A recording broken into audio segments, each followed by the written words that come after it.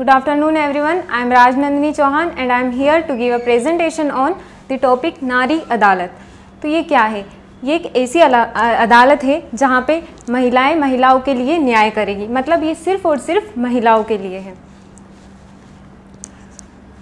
हम देखते हैं कि न्यूज़ में क्यों है। जो सेंट्रल गवर्नमेंट है उनकी एक ये न्यू स्कीम है, या फिर हम कह सकते हैं कि एक यूनिक इनिशिएटिव है जो कि महिलाओं के लिए नारी अदालत सेटअप किया जा रहा है। अब ये क्या है? ये एक तरह का ADR है, मतलब अल्टरनेट डिस्प्यूट रेजोल्यूशन। इसमें किन किन इशू से डील किया जाएगा, लाइक डोमेस्टिक वायलेंस हुआ, या फिर प्रॉपर्टी राइट्स हुआ, या फिर काउंटरिंग द पैट्रियार्कल सिस्टम।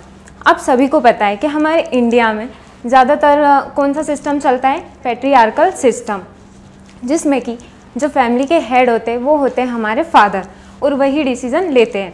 और मैट्रियार्कल सोसाइटी में सिस्टम में ऐसा होता है कि जहाँ पे जो फैमिली के हेड रहते हैं वो रहती है हमारी मदर।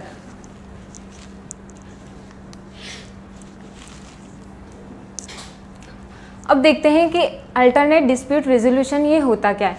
ये हम कह सकते हैं एक थर्ड पार्टी रहती है, या फिर हम कह सकते हैं एक न्यूट्रल पार्टी रहती है, जो कि फॉर एग्जांपल पार्टी ए है, पार्टी बी है। इन दोनों के बीच में अगर कुछ भी डिस्प्यूट रहता है या फिर कुछ भी टसल रहती, तो जनरली ये कहाँ जाएंगे? ये जाएंगे कोर्ट में। बट कोर्ट न जाकर एक अल्टरनेटिव ढूंढेंगे जहाँ पर इनके जो डिस्प्यूट है उसका सॉल्यूशन मिल जाए in the form of ADR। इनको ये कोर्ट नहीं होते, जो ADR रहते हैं ये कोर्ट नहीं रहते, ये इन द फॉर्म ऑफ नारी अदालत जो है उसको सेटअप किया जा रहा है। अब देखते हैं ये जो नारी अदालत है ये किसके अंडर में आती है। तो ये आती है ministry of women and child development के अंडर आती है। जो ये मिनिस्ट्री है इसके मिनिस्टर कौन है, किसी को पता है? इसकी जो मिनिस्टर है वो है श्रीमती स्मृति ईरानी। 8 मार्च 2021 को इस दिन हम क्या सेलिब्रेट करते हैं? तो हम सेलिब्रेट करते हैं इंटरनेशनल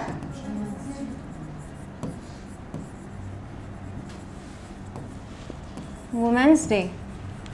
तो इस दिन जो ये मिनिस्ट्री है, कौन सी ministry? Ministry of women and child development, इसको 3 पार्ट में डिवाइड कर दिया गया था। कितने पार्ट में? 3 पार्ट्स में। जो फर्स्ट है वो आती है स्कीम पोषण 2.0।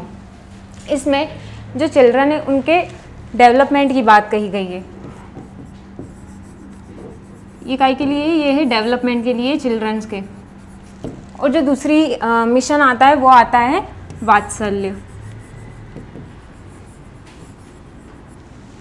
जो वात्सल्य एक संस्कृत वर्ड है जिसका मतलब होता है प्रेम या स्नेह। ये वो वाला प्रेम नहीं है, ये जो एक माँ और बच्चे के बीच में जो प्रेम रहता है उसको दर्शाता है। तो इसके अंडर जितनी भी स्कीम आएगी वो आएगी for the protection of children.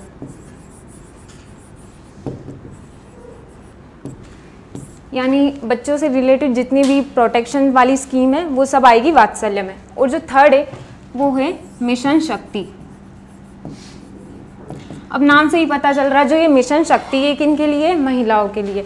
अभी जो मिशन शक्ति है इसको भी फर्दर 2 पार्ट में, या फिर कह सकते हैं 2 पार्ट्स में इसको डिवाइड किया गया है। फर्स्ट है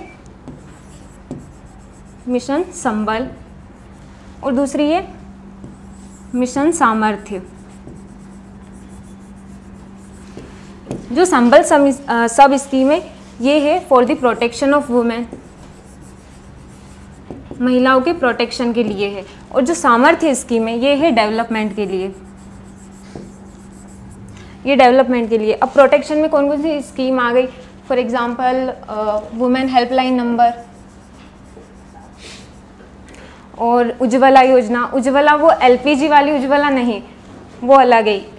ये उज्ज्वला अलग है, ये उन विमेंस के लिए जो कि डिफ़िकल्ट सर्कमस्टेंस में है, या फिर उन विमेंस के लिए जिनको forcefully as a sex worker काम कराया जा रहा है, ये उनके लिए। और जो सामर्थ्य है यहाँ पे डेवलपमेंट की बात करी गई, तो इसमें स्कीम आती है लाइक बेटी बचाओ बेटी पढ़ाओ, ये स्कीम आती है सामर्थ्य के अंदर। जो हमारी नारी अदालत है उसमें भी प्रोटेक्शन की बात करी गई है। तो जो नारी अदालत है वो किसके अंडर आती है? ये जो संबल स्कीम है इसके अंडर आती है। यहाँ पे भी लिखा है अंडर द संबल सब स्कीम ऑफ मिशन शक्ति। अब इसको एज अ पायलट स्कीम के तौर पे लॉन्च किया जा रहा है। अब मैं बताती हूँ पायलट स्कीम क्या होती है।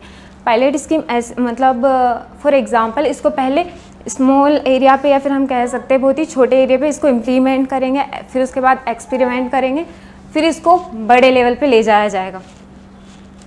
पहले इसको 50 विलेजों में इम्प्लीमेंट किया जाएगा, लाइक असम और जम्मू कश्मीर के जो 50 विलेजेस है वहाँ। फिर उसके बाद नेक्स्ट 6 मंथ में इसको पूरे ऑल ओवर इंडिया में इम्प्लीमेंट किया जाएगा।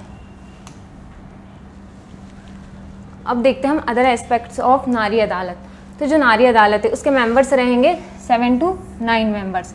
उसमें से जो हाफ मेंबर है वो रहेंगे elected member of gram panchayat. जो ग्राम पंचायत में पहले से इलेक्टेड वुमेन्स है उनको लिया जाएगा इसमें, और ये इलेक्टेड रहेंगे। जो 50% मेंबर है वो रहेंगे इलेक्टेड, और जो अदर 50 मेंबर है वो रहेंगे नॉमिनेटेड। और इनको कौन नॉमिनेट करेगा? तो इनको करेगा विलेजर्स। किस बेसिस पे? जो कि सोसाइटी के लिए वर्क करते हैं। For example teachers, doctors, as a social worker, जो भी विमेंस काम करती है उनको यहाँ पे नॉमिनेट किया जाएगा विलेजर्स के द्वारा। अब जो जितने भी मेंबर्स हैं इन सबको कहा जाएगा न्याय सखीज, और ये न्याय सखी अपने बीच में से ही मिलकर एक हेड को चुनेंगे जिसे कहा जाएगा मुख्य न्याय सखी। Okay, thank you ma'am.